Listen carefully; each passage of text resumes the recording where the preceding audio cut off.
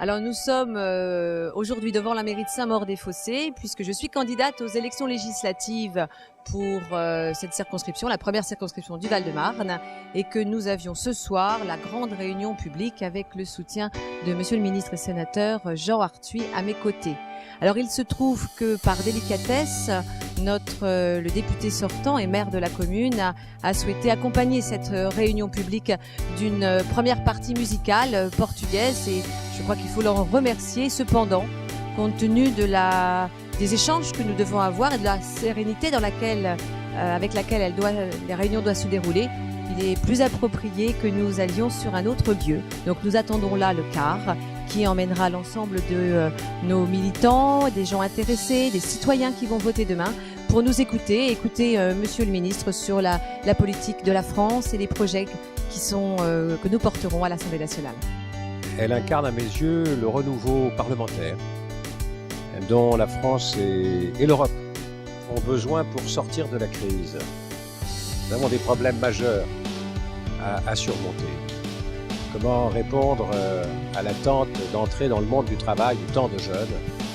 Comment réduire le chômage? Comment rééquilibrer notre commerce extérieur?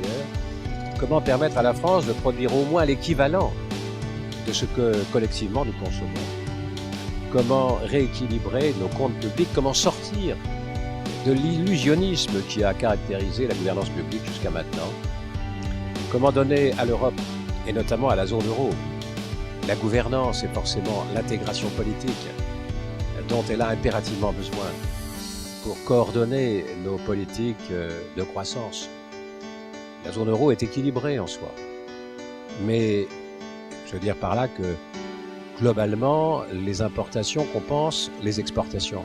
Mais à l'intérieur de la zone euro, il y a des pays qui sont largement excédentaires, tels que l'Allemagne, et d'autres qui sont de plus en plus déficitaires, tels que la France. Et que cette situation peut conduire à une sorte d'implosion de la zone euro, ce qui conduirait au chaos. Donc nous devons nous ressaisir. Nous avons tous les atouts pour réussir. Il nous faut des parlementaires qui ne soient pas des opposants systématiques, qui ne soient pas non plus des soutiens complaisants à l'égard du gouvernement.